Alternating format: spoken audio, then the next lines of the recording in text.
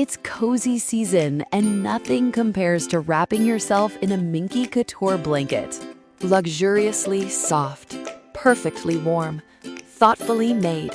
From movie nights to chilly mornings, Minky Couture turns everyday moments into pure comfort. Once you feel it, you'll understand why it's called the original best blanket ever. Visit minkycouture.com or a store near you and make this cozy season your softest one yet.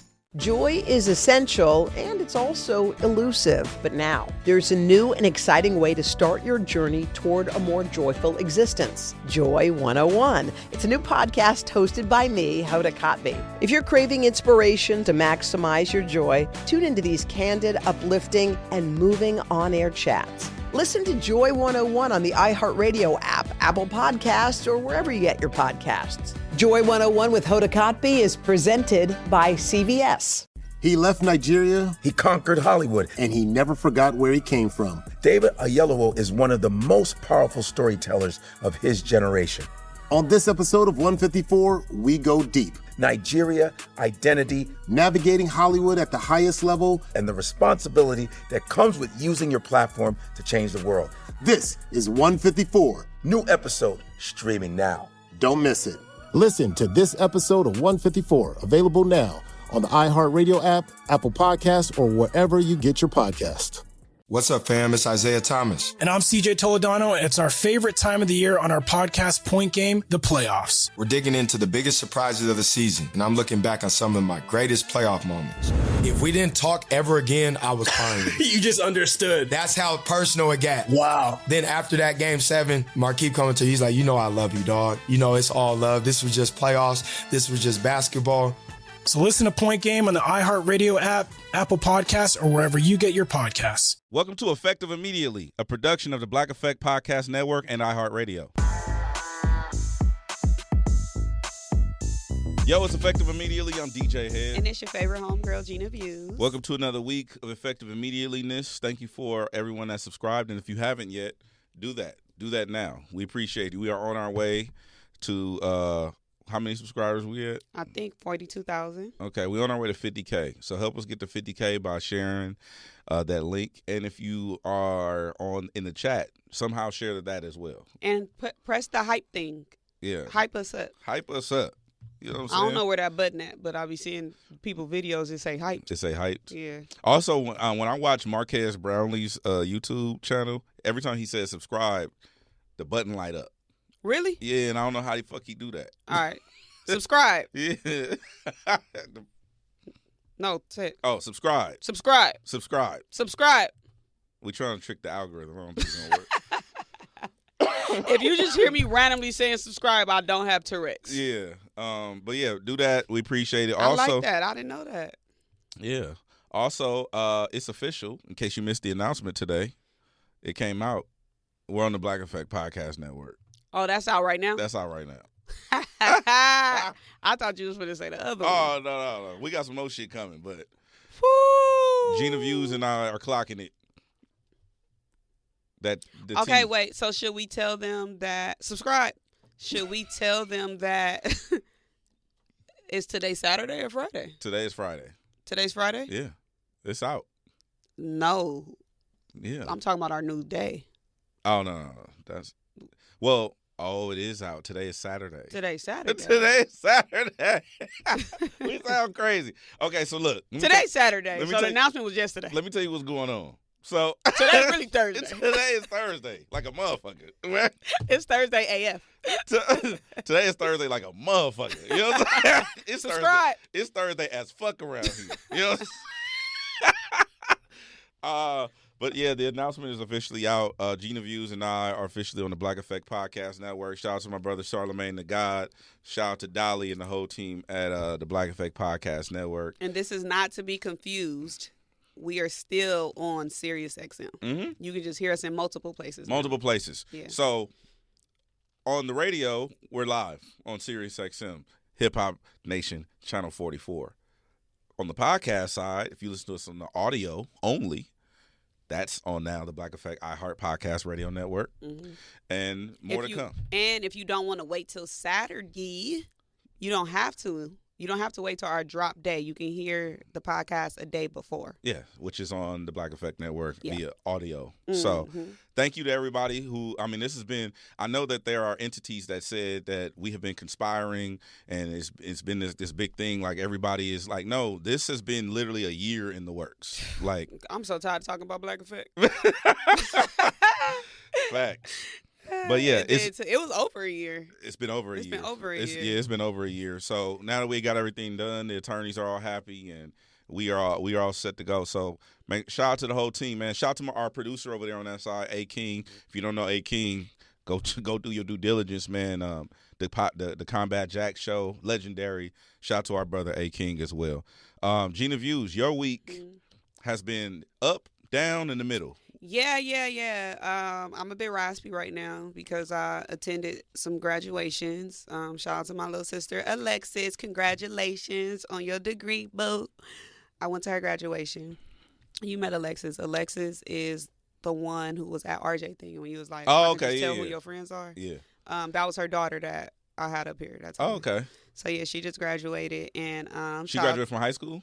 No, from college. Oh shit. Yeah. She got a college student? She look like she don't even look like she out of her 20s. Yeah. You know, well, they've always said we look like kids. Yeah. Yeah. You still get carded, huh? Yeah, I still get carded. Yeah. I still get carded. And then I went to Miley's graduation. Miley graduated the 5th grade, so that's my friend's daughter, my Leo twin. Okay. So congratulations, Miley. Highest GPA in the whole 5th grade. Is that right? Yes, Madam President. Talk about it. Yeah.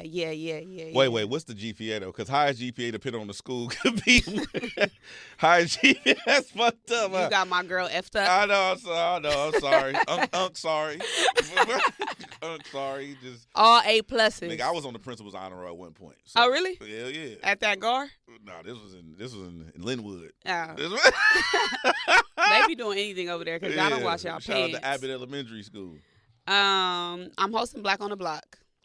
Yes. Yeah. Shout out to Gina Views getting her host on. Yes, I will be at Black on the Block. So if you are in LA, pull up to downtown Los Angeles. You can purchase tickets on blackontheblock.com. That's Black on the Block. Black. Juneteenth celebration. Okay. And then I went to I've been running a lot of errands this week. Like I'm with you. I've been clearing up, things in my house, getting rid of like large boxes that need to go. I've got new furniture, so I'm redoing the whole living room for Whole Fashions. Yeah. Oh, okay, I'll say that next. But I walked inside of Best Buy, and my purse went off. What you was stealing? I wasn't. So me and DJ Hed attended the I Love Boosters premiere. We talked about it a couple of weeks back. Keke Palmer, Boots Riley. Yes. Yeah. And they gave us these cool keychains. Oh, your keychain went off. They gave us this cool keychain. So I walk in Best Buy and it go off. So they knew, when I came in. But when I walk out, it went off too. So I turned around and it was like, we know, you good. But I literally did walk in and out. So it kind of probably did look like I might have been trying to steal a TV or something. Then I went to Staples, my P.O. box, and it went off when I was walking out. So these things do work. So show it again. I want to give context to this because I asked the lady at the premiere, when we were at the movie premiere. We went to the movie premiere, and they gave us these merch items. It says, I Love Boosters on it. I Love Boosters. Shout out to the whole team, the PR team that always invites us out to amazing red carpets. We appreciate that. But I asked one of the ladies, I said, that's like a sensor.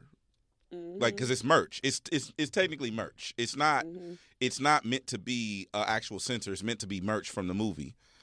If you've seen I Love Boosters, you'll understand.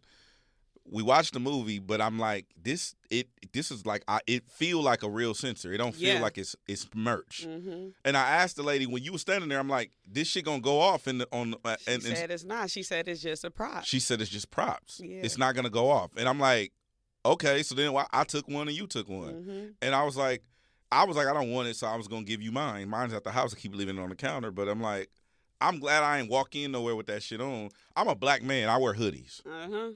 You know what I'm saying? They shoot anybody. Ain't nobody got time to be running no head ups with no loss prevention officers, nigga. Like, you know what I'm saying? Like, I'm cool, bro. Like, That's a problem. Yes. Because if you didn't know, what if that shit was in your purse? Bro, the thing about it is, imagine if, cause I kind of got the luxury, like, of a pretty privilege. Yeah. So they don't assume that I'm doing anything, but you know me. Like you, I be hoodie down, glasses on, You be low. big ass sweatpants and stuff. Like, I be looking like a nigga, you know? Every single time I went out of a store, my heart dropped a little bit just because I know how big my purse is. But a piece of me kind of want them to run up on me. Why? So I could just make it a thing. Oh, you trying to get 20-30% off a new TV or You know, a TV. I'm trying to do something else. Oh, okay. I also got my brakes fixed. Okay, congratulations. I got my brakes fixed, and guess what? But you said there wasn't wrong with your brakes. We talked about that already. I think you told me. I think I told you before we came. I think you told me that.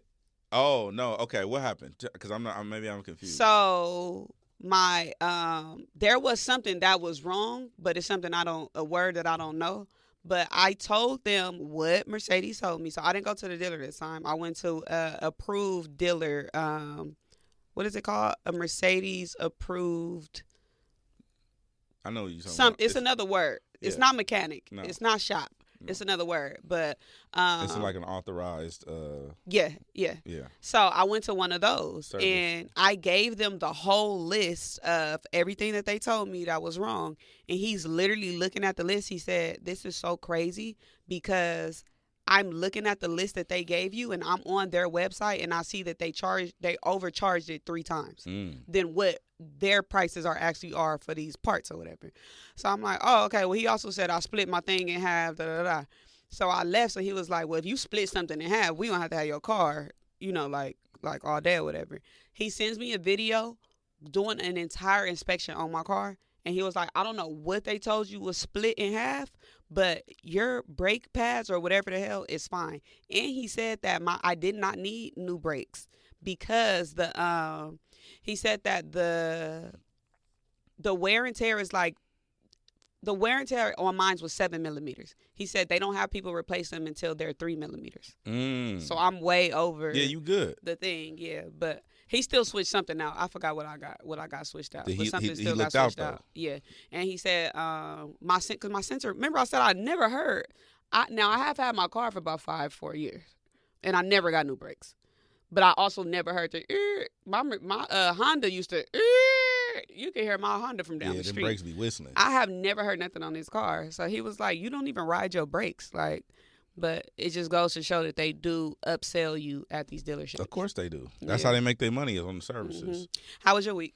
Week was very interesting. I've been moving a lot of different things, different directions. I cleaned out my garage, which was a whole thing, bro. It was. How do you get that energy? You been taking that Lions Mane?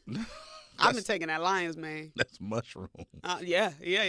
Focus is AF. No. I'm so focused. No. No. I could go run. I could write a report. But you're not going to sweat.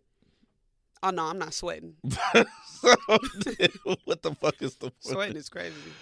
No, so I decided it was time. I was helping my mom move. There's a bunch of stuff going on. Okay, boom.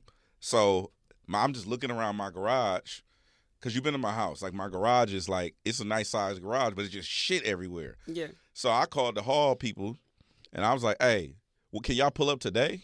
He's like, yeah, we can pull up today. It's a premium, though. How much? It's a few $100s. All right, for sure. Pull up. So I was just having them walk through my shit. I'm just pointing at shit. That could go.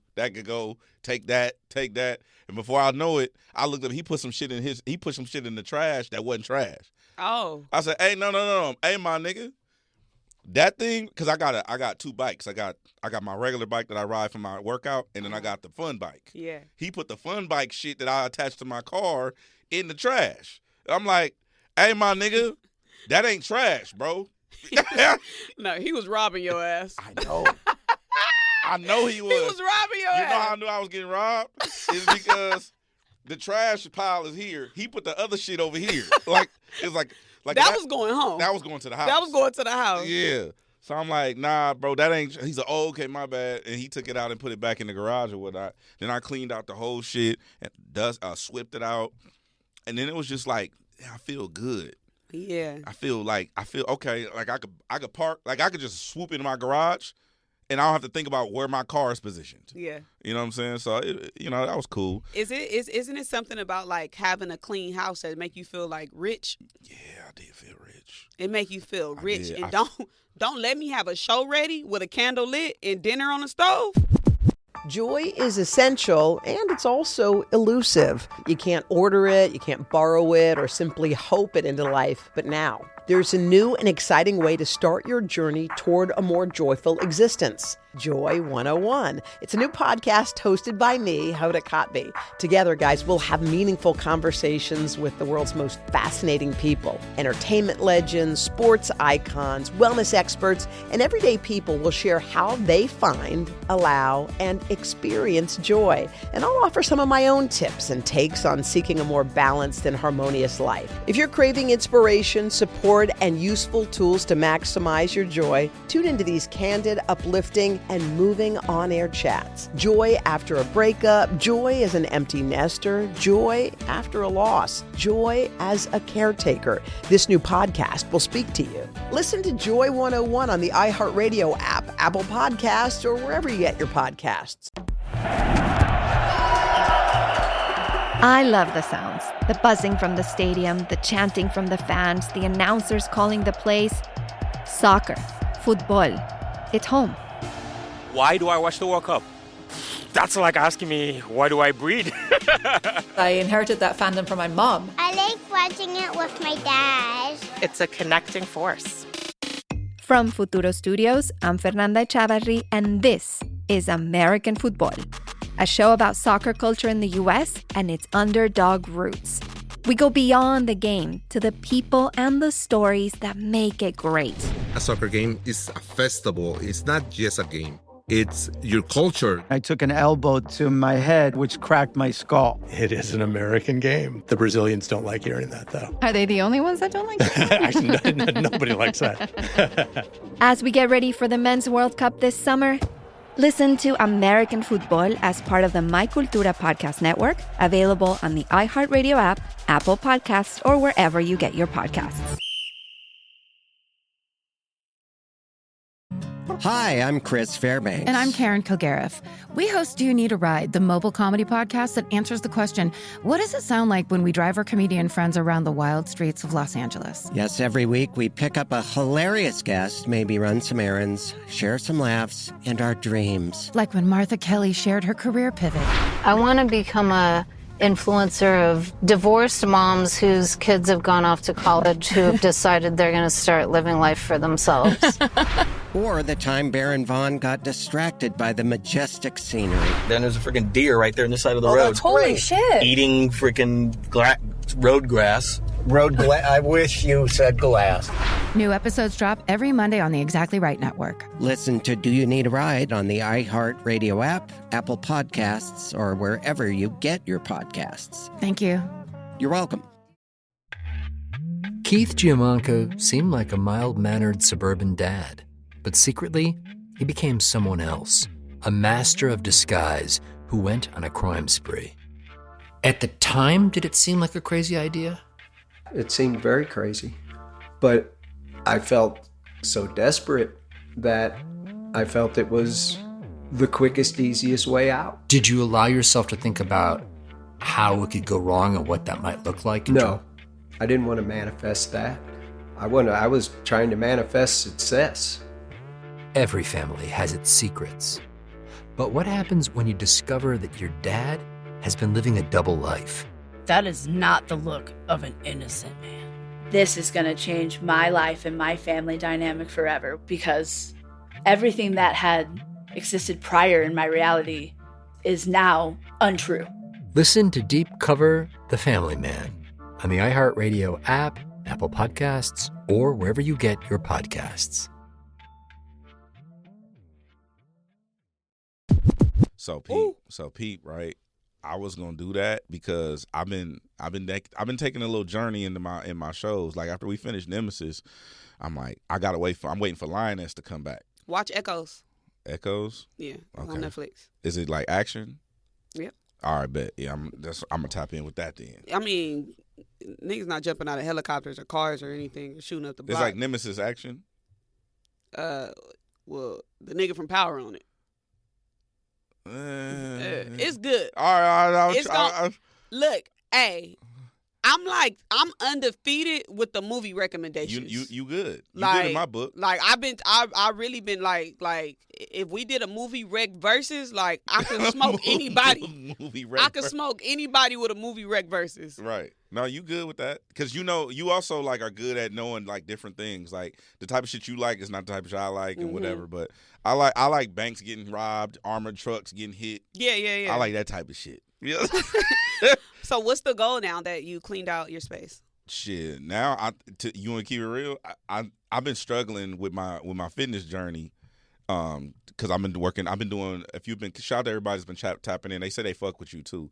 I've been filling in for Lord. Rest in peace to Lauryn Sear. He passed away not too long ago, and he was doing afternoon/middays on Shade 4-5. And our big brother Sway definitely put in a rec for me, and the Sirius XM guides have had me filling in on Shade 4-5. So I've been on Shade 4-5 for the last like couple weeks. And I fell off my fitness routine because I'm on the radio all day, right? So during that time where I normally work out. So I haven't been working out. But what I wanted to do was put one of them, like them saunas, because at the gym I go to, they don't have a sauna. And I know I'm starting to need that sauna for recovery, for my muscles and stuff, like, because I've been doing a lot of like heavy lifting and shit, and I'll be sore. So I want to do one of them freestanding saunas that you can close up and just sit in there and bake. I'm thinking I want to put one of those in there. Where would you put it? In my garage. Oh, okay. Yeah, because it got to ventilate. You can't put that shit in the house. So I'm thinking about putting that in my garage, like building me a little makeshift sauna in there. I'm not mad at that. Yeah, just some, fitness shit. Yeah. But also, what also happened, in addition to me being on the radio all week, it's been some very interesting people I've been meeting on the radio. It's something that I wanted to ask you about that we talked about on the air. It's something about when you put the phone number out there. I'm like, call me right now. We talking about exes. Yeah. It's something about when you put somebody on the radio live, they just started admitting to felonies. Like I don't understand this shit. Like, some lady was calling. She was like, yeah, my ex-boyfriend, because the topic was basically, who won't leave you the fuck alone? She's like, oh, yeah, my ex-boyfriend, he won't leave me alone, so I ran him over with the car. Okay. It's like, that's like a felony. Yeah. You can't run people over with vehicles. Admission is crazy. She said, yeah, I just ran him over with the car. Oh, that's it? You just ran him over with the car? That was a random Saturday. Well, but you said he won't leave her alone, so he's stalking her. No, she said he wasn't even stalking her like that. It wasn't like he was doing anything aggressive. He just was blow her phone up. Regular, like, bugaboo shit. Okay. It wasn't like he was pulling up threatening her. She's like, yeah, I just ran him over with the car. And, like, that's kind of like attempted vehicular manslaughter. Yeah. You know what I'm saying? That's literally a felony. But I just wanted to get your... 500 points. If he was Caucasian. But my point is, I wanted to ask you is, because I know there's a lot of stuff going on online, on streams, and it's just, where are people getting this courage to just crash out publicly? To be honest with you, I don't know. I don't understand it. But what'd you say? Monetization. Yeah, that's what I was gonna say. I think a lot of this stuff is performative. Yeah. Because people are like, it's like the moment people get in front of a camera, and not public figures. Like, it seems like the average Joe. It seems like the moment they get in front of a camera, or they have a moment, they identify a moment that could possibly be viral. Yeah. Like, it seems like all their morals and integrity just goes out the window for a moment. And that's crazy to me. Yeah, I can see that. I think niggas have been victim to that. Also, what happened this week is, so I also wanted to talk about people being shamed online, because Rick Ross basically was, I seen his reply, and Rick Ross' reply was basically Rick Ross flew commercial, which I'm pretty sure he flew first class. I don't see Rick Ross in the Comfort Plus situation. Yeah. You know what I'm saying? I just don't see that. Like, imagine you sitting in Comfort Plus, you got a even more leg room seat, and Ross comes. I don't want Ross sitting next to me, keeping it a buck. Yeah. So talking about, yeah, I'm good. So Ross flu commercial apparently. Uncle Murder and they've been having a whole thing, but they clowning him for flying commercial. Mm-hmm. And my thing, I was thinking about this. I was like, I don't know if you can clown somebody for flying first class. Is that weird? I think clowning someone for flying commercial is a bit strange. However, clowning someone for flying commercial who clowns other people for flying commercial is different, because we was there at Verzuz when Rick Ross was on that stage and said, "I just flew in on a $20,000 private jet." Not 20,000. Well, 20 million. Yeah. My bad. I'm so broke because I'm flying commercial as fuck. As fuck. Yeah. I just was sitting in the back of the plane this weekend. I was on the last row this weekend. Oh, that's why I went to Oakland.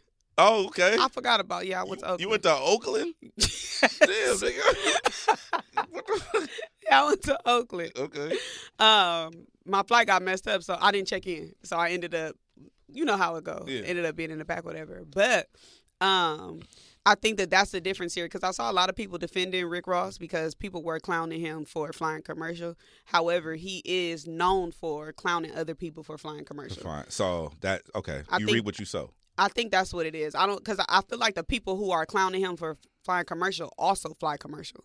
You know, not talking about Uncle Murder and them. I don't know how they fly, but the casual social media fan or people, whatever. Yeah, we're all flying commercial. Yeah, I've never been on a PJ. Yeah, it's not an ad.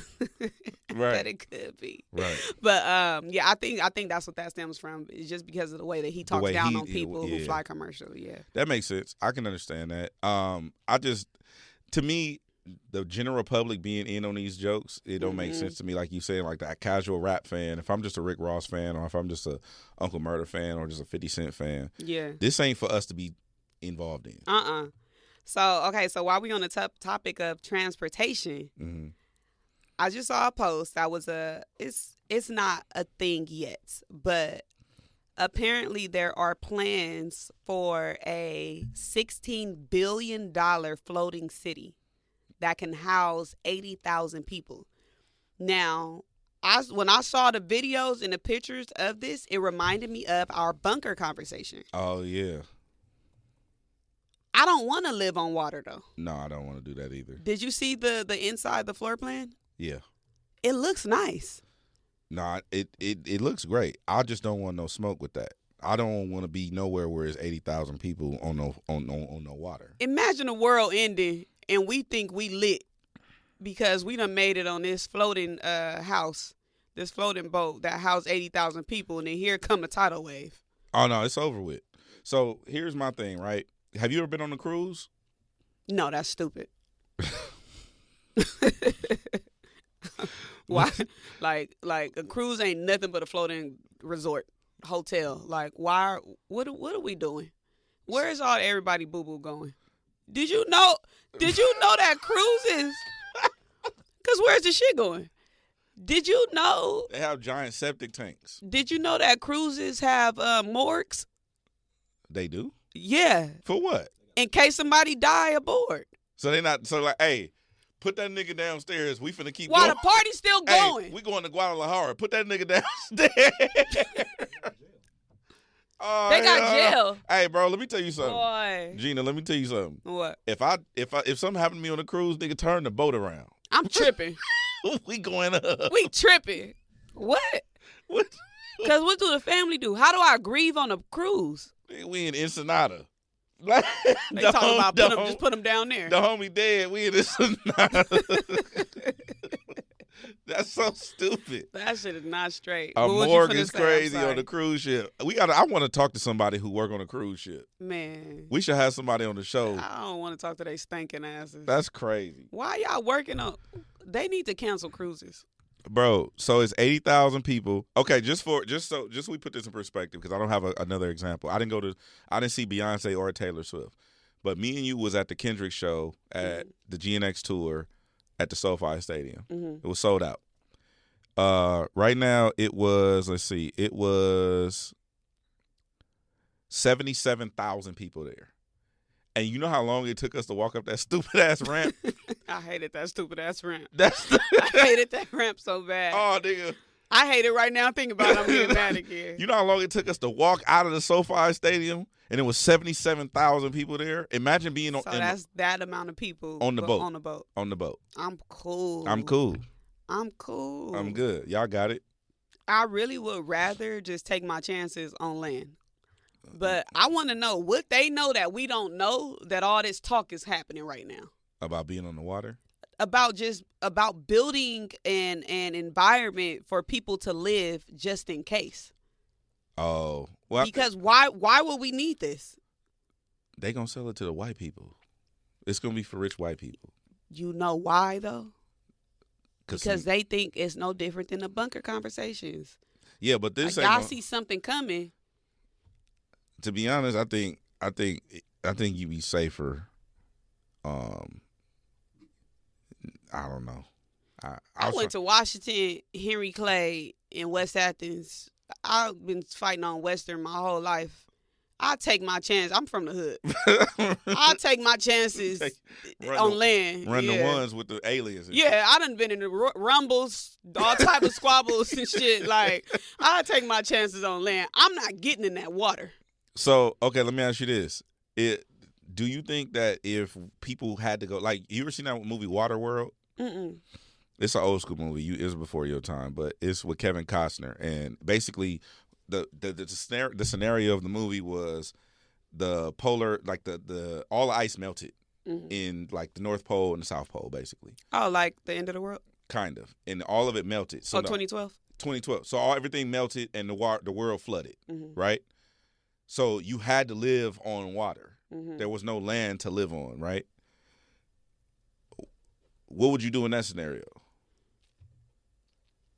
If all the ice melted, and you had I to live on water. Yeah, I would have to live on water. I would live in one of these then. I'm not getting on one of them.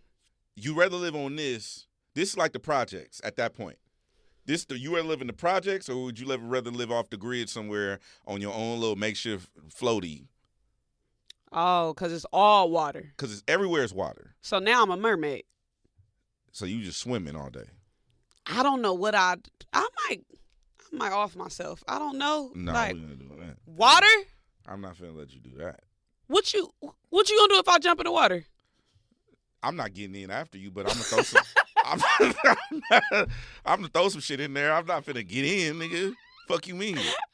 You know how to swim? Yeah, I know how to swim. I don't know how to swim. I can't fuck around with water. You never thought to take swimming lessons? I took them. Why you can't swim? It didn't connect. Whatever. Shit's crazy. Whatever motor skills connect from the body to the brain, you know what that was problem not is? communicating. Your problem is you didn't play video games. If you play video games, you could swim. I played a little wrestling.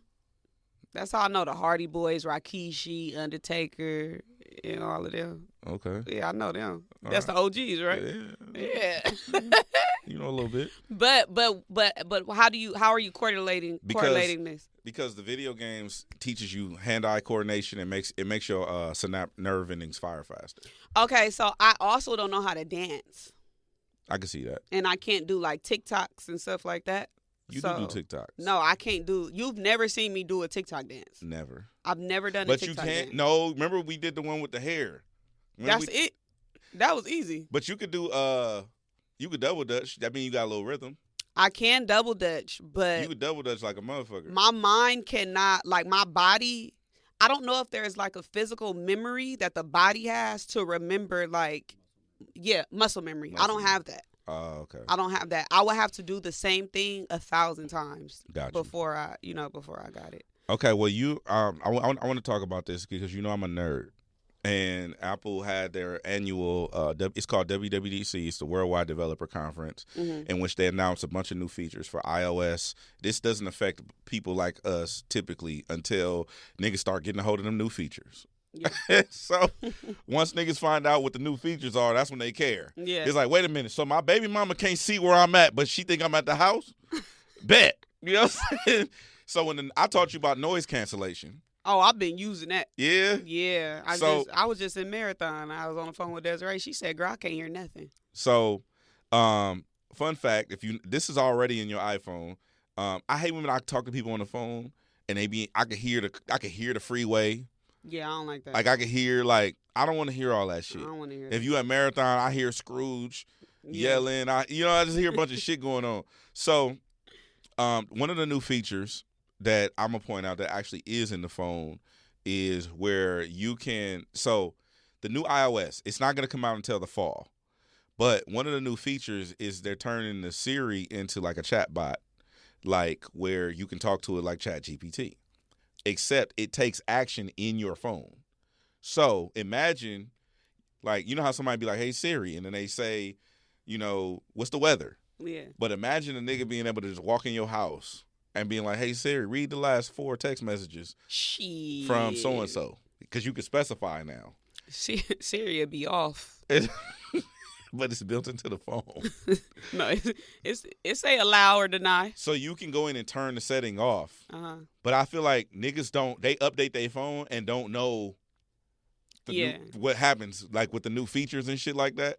And so I think this is going to cause a lot of breakups. It is. Remember when now I don't know when this feature actually happened, but I remember iOS, they had rolled out a new update. This has to have been like 2015 or 2016 or something. Mm-hmm. So my homegirl, her dude sent her to the store to go get them new phones. So she said, because he older than her, so she set up his phone for her. She set up his phone for him, and she turned on his location. And he didn't know. Oh, damn. And shared it to her phone. So for like a year, she's watching him cheat. Why would she do that for a year? I don't know. She's an Aries, huh? I don't know. She's not Aries. Aries just be getting cheated on or something? No. Aries women are crazy. So look, I saw another update. It's the split the bill update. Yeah. All you have to do is take a picture of the receipt, and then it'll divvy it up. It'll split the bill. Yep. I think that's dope because people don't be including that's why I don't go to big dinners and shit. Like if you notice, whenever we go somewhere, I just pay the bill. Yeah. I'm not finna be splitting up shit. Yeah. Because the thing is, it's not y'all. Like I'm okay with that. But when we go places and when we go places with Sway got to pay. Sway the big dog. You know what I'm saying? When I go places with Charlamagne, hey, you paying. I love going out with y'all. Why? Because I be ordering stuff that I wouldn't order if I was paying. Supersize me. Thank you, Gina. Appreciate you. You know what I'm saying? It's a tax write-off anyway. But let me up the bill. But I mean, depending on where we go and how much it is. But the point is, I've gone places with black people, and they be like, "Oh, I only had the biscuits, or I only had a salad," and they look at the menu, and the salad was $7.99. They give me $8. They forgot about that gratuity, bro. The tax gratuity is a part of this. So your salad wasn't $7.99, champ. Your salad was $12. I don't even like when people go and pick exactly what they spent and give that exact amount, because once you sat at this table, if we splitting the bill, just because you sat down, it's automatically divided amongst the number of asses and seats. Right. Period. I don't care if you bought a drink for $5. Well, what I used to do when I had no money, I used to go to the bar, order my shit, and pay. Yeah. Just come sit down and eat. Now, I just did that. Yeah. I just did that the other day. What'd you get? I got some oysters and some wine. I just went straight to the bar. Like, I didn't even fuck with the table. Yeah. I just went straight to the bar. Yeah. It's another feature that is rolling out where if someone snatches your phone, iOS is able to detect the snatch movement, and it'll turn the phone off. Yeah, this is going to be helpful for when you get into them heated arguments with your girl or your man. Has anybody ever snatched your phone? Yes. Really? 2 people. Like as an adult? Yes. 2 people. My ex-girlfriend, I'm not going to say her name. It tripped me out every time you use the word girlfriend. Trust me, it trips me out. Because who would go with you? My ex-girlfriend snatched my phone. She was mad one time, snatched my phone and went and sat in locked herself in her car. And so I go outside. Because she didn't want me to leave. I'm like, I'm going to the studio, champ. Uh-huh. So she goes sit in her car, and she got my phone like this, and she's like, "No, I'm not giving you your phone." I said, I knocked on the window, said, "I'm finna go to the studio. I'll be back." Keep it, huh? Yeah, I'm gone. So she just rolled down the window, gave me the phone, because I'm like, nigga, I'm finna leave. Yeah. I gotta go to the studio. I don't give a fuck about what you own. Other person was G-Eazy. What? Why did G-Eazy take your Because phone? I used to do this thing called "Don't Plug Your Shit." I remember that. So when I used to do that, it just went viral, and people started to know that I was finna do it to them. Because I'll just tell them, like, "Hey, I'm doing some content for the radio station. Just plug your album or your whatever you got going on." And I'll do, DJ Hed, I'm here with the. And then when they start plugging it, I'm like, "Don't plug your shit." Yeah. G-Eazy fucked around and knew what I was finna do. So when I said, "Yo, I'm here with the homie G-Eazy," and then he was like, "Yo, it's Gerald," ooh, and he snatched my phone and ran and was like, "Yeah, I'm plugging my shit." Ooh, ooh, ooh. I was like, that was good. So I had my phone snatched twice. You should bring that content back. I don't want to do that shit. The reason why I don't like doing it now, everybody had a shtick. And like it became, to me, just be honest, it became like something that everybody did. Like people would walk up to me in public, like, "Oh, DJ, let's get a picture." I'm like, "All right," and we take a picture. "All right, here, take my phone. Can we do the thing?" Oh. And I was like, it ain't fun when it. I know what you mean, because it's supposed to be disrespectful. Yeah. But when people want to be disrespected, it take the fun out of it. It's a little crazy. Yeah.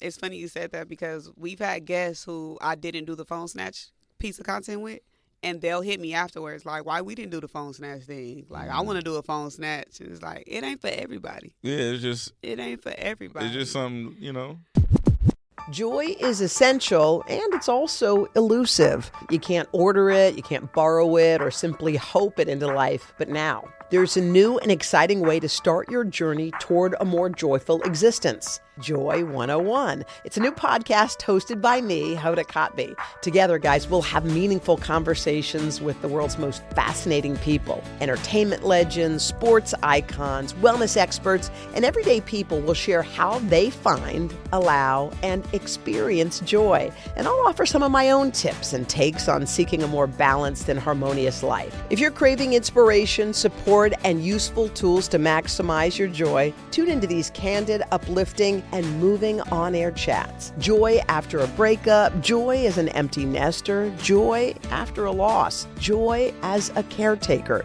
This new podcast will speak to you. Listen to Joy 101 on the iHeartRadio app, Apple Podcasts, or wherever you get your podcasts. I love the sounds. The buzzing from the stadium, the chanting from the fans, the announcers calling the plays. Soccer, football. It's home. Why do I watch the World Cup? That's like asking me, why do I breathe?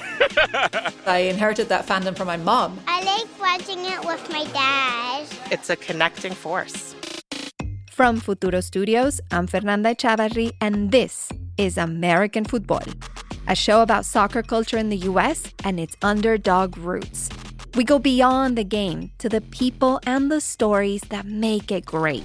A soccer game is a festival. It's not just a game. It's your culture. I took an elbow to my head, which cracked my skull. It is an American game. The Brazilians don't like hearing that, though. Are they the only ones that don't like it? Actually, nobody likes that. As we get ready for the Men's World Cup this summer, listen to American Football as part of the My Cultura podcast network, available on the iHeartRadio app, Apple Podcasts, or wherever you get your podcasts. Hi, I'm Chris Fairbanks. And I'm Karen Kilgariff. We host Do You Need a Ride, the mobile comedy podcast that answers the question, what does it sound like when we drive our comedian friends around the wild streets of Los Angeles? Yes, every week we pick up a hilarious guest, maybe run some errands, share some laughs, and our dreams. Like when Martha Kelly shared her career pivot. I want to become a influencer of divorced moms whose kids have gone off to college who have decided they're going to start living life for themselves. Or the time Baron Vaughn got distracted by the majestic scenery. Then there's a freaking deer right there on the side of the road. Holy shit. Eating freaking road grass. I wish you said glass. New episodes drop every Monday on the Exactly Right Network. Listen to Do You Need a Ride on the iHeartRadio app, Apple Podcasts, or wherever you get your podcasts. Thank you. You're welcome. June is Black Music Month, and on the Drink Champs podcast, we're speaking with the hottest names in the culture, like Sway Lee. Do you realize how legendary you are? I appreciate that. I be seeing it, but I'm like, man, I still got like so much more to do. Like Prince, he dropped like 30 albums. We dropped like 5 right now. Like, that's the rate we gotta be going. Yeah, that's a good attitude. You'll also hear stories from industry legends and hip-hop pioneers like Fab Five Freddy. I directed one of Nas's early videos. Which one? One Love. Wow. Yes. I literally filmed in his apartment in Queensbridge. Wow. His mom's was still up in that apartment. Nas was just beginning to take off. His pops used to live near me in Harlem. His dad introduced him to a whole lot of, conscious stuff, and he made a young prodigy. No matter the era, Drink Champs brings you the biggest names and the most unfiltered conversations. Listen to Drink Champs from the Black Effect Podcast Network on the iHeartRadio app, Apple Podcasts, or wherever you get your podcasts. Okay, so we got to get into this Simba versus Ray J. I didn't know I'm going to be honest. Like, Simba, my brother, that's my guy. Ray J is my guy. I didn't know what the fuck was going on when I did. All I heard Ray J say is you something about getting raped tonight. Yeah. All I heard is Ray J say something about getting raped tonight. Yeah. And he started talking like that when he mad. Yeah. So I don't understand what's going on. And Simba was like, yeah, just find somebody to do it, or he was basically like turning the energy up. Yeah. But I didn't understand what happened. I'm so lost. Okay, you don't know either. And if I'm being honest with you, you ever seen the Michael Jackson meme when he putting the gun down? Yeah. That's what I want them to do with these. That was from a performance he did too. I want them to do that with this streaming shit. Let's wrap this shit up. Let's put the chat down. Put the chat down. Let's put the chat down. They're doing anything right now. PB Adrian Broner is just meet up and just, what do you say, PB? People meet up and create chaos. That's all they doing. It's like Baddies reunion. Yeah. Adrian Broner, I don't know what's going on with him this week, but he's been all over my algorithm, matching another nigga. They got the matching outfits on. I didn't see that shit. You see the matching outfits? I don't want that in my algorithm. He's doing like blind dating. I saw that. So everybody just shooting their own reality shows with no budget. Yeah. No script. This is where technology has taken the media. Okay, so if I have a stream, I got a chat. Mm-hmm. I'm just is there a group chat where it was like, all right, we all gonna meet at Kai house? Yeah. And go live. That's the thing I don't understand, because literally how we were just talking about people like doing anything to be viral and for content and it being performative is almost seeming as though people are not having like real lives. Like now when I go to events, when I go to parties and things, everybody has cameras in their hand. Mm-hmm. Like I can't even talk. Like I was like talking, I be talking crazy. Like I like walked up on a nigga like talking. He was like, I'm mic'd up. W's in the chat. Like now I understand Wale. Why is all y'all mic'd up? Everybody mic'd up. Everybody got a chat. And if everybody got a chat, this is the thing that's throwing me off. How is so many people have enough time to watch this stuff? Because they do hours of streaming. Yeah. I kind of want to go see what that money talking about. But I'm just not entertaining enough to talk to myself. I just don't think I have the bandwidth to do that much like on camera. I think that's why I like kind of what we do. Like I don't foresee Sway or Joe Budden or Charlemagne on stream. Yeah. Talking to their chat. Yeah. Obviously they have a Netflix deal now on the Breakfast Club. And they do got a chat. They got a chat. Mm-hmm. You know what I'm saying? They be on Twitch. That's different though. Mm-hmm. It's some money over there too with the streamers. That's the. Did you see Paul Pierce rant? Mm-mm. Oh yeah, I did see Paul Pierce crashed out. That wasn't a rant. They was in the Somebody comments. pissed Paul Pierce off. I'm not doing no content with you niggas. No. I didn't watch the whole thing. I just saw him saying shit. about like people being squares and like spending money on girls. Nerds. Somebody was in the comments of our last clip when we was talking about the date And they said what she said is what Paul Pierce was trying to say. But I don't know exactly, like, you know, everything that he was talking about. But somebody pissed Paul Pierce off. I don't know who did it, but he was very upset. One of them bitches probably was asking for some money. Probably. He probably asked to pay their rent. Yeah, probably. He was asked to pay that rent. But I think so if we're going off this Ray J and Simba thing, I don't know what the issue was, and I don't know where they were, and I don't know why they were there. Yeah. Those are the 3 questions I have for this scenario in order for me to proceed further in my thought process. Because what's going on? Because it looked like one of them. I think it's called it's a streaming party. I forgot what they. I'm old. Yeah. I forgot what they call it. But it is. It's a streaming party where they all meet up and they just on stream, and I just see a bunch of niggas getting into it. You know what I'm thinking? Like, the guest list for these parties have to be crazy, because if I'm talent and I got to come through with the homies too, but I also have to come through with my videographer, the camera person, and whoever's on my team. You always need that extra person. Yeah. They moving around with a lot of people. Yeah. That's a for budget. Everybody to be on stream. Like, but that's what I'm saying. It's money over there. And I seen Benadine, I think he was talking to Logan Paul. See, he's a good one on stream because he's actually having conversations. Okay. And he's doing interviews and stuff. Like, he's not just walking around, just going up to, he's not just walking around doing anything. Yeah. Like, he actually has substance with his stream. So I remember seeing him with Logan Paul, and I saw him. They were talking about this backpack that he got, and it's cost like $30,000. Yeah. I'm like, oh my God, bro! Mm-hmm. And that's not even the camera.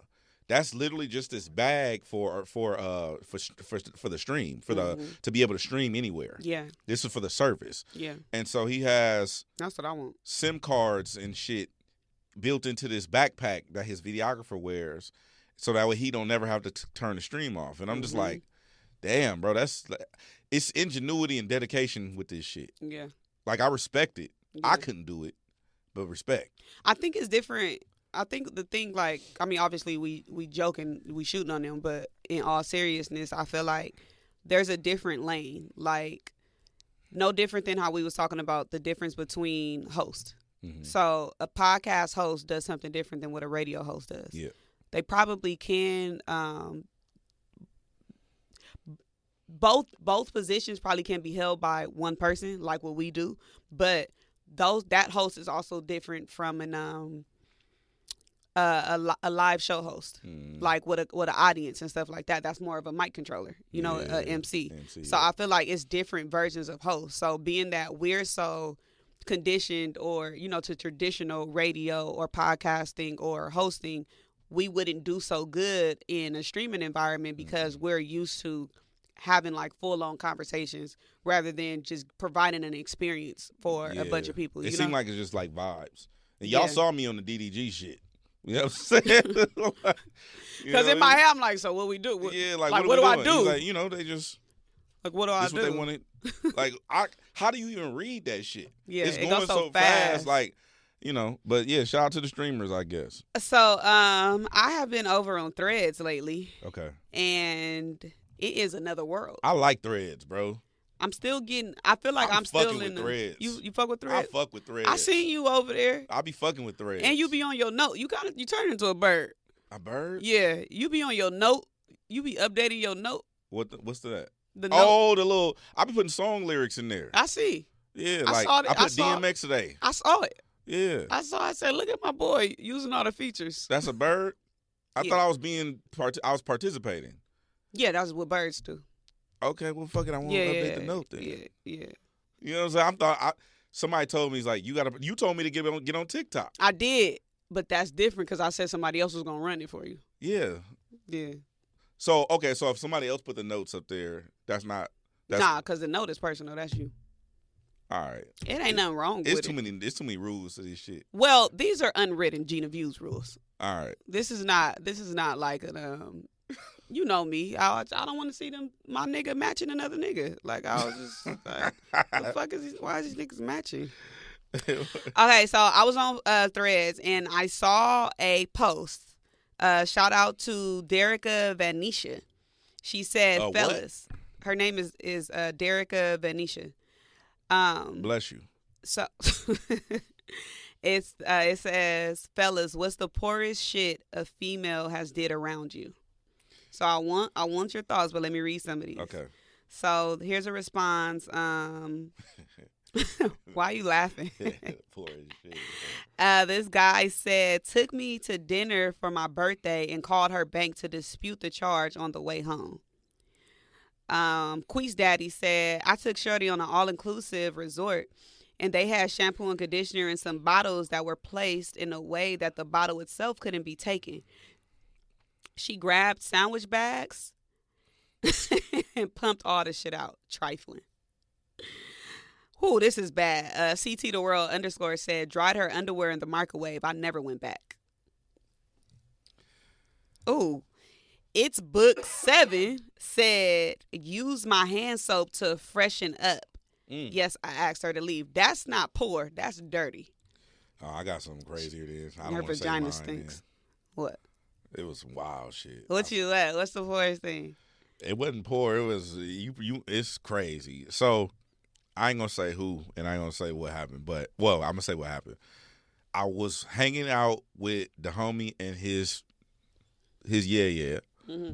and it was other people there. We was all staying. You know how like you used to do, like everybody come over and watch movies. Everybody stay the night. Yeah. Crash in the living room type shit. He was trying to hit, but he didn't have a rubber.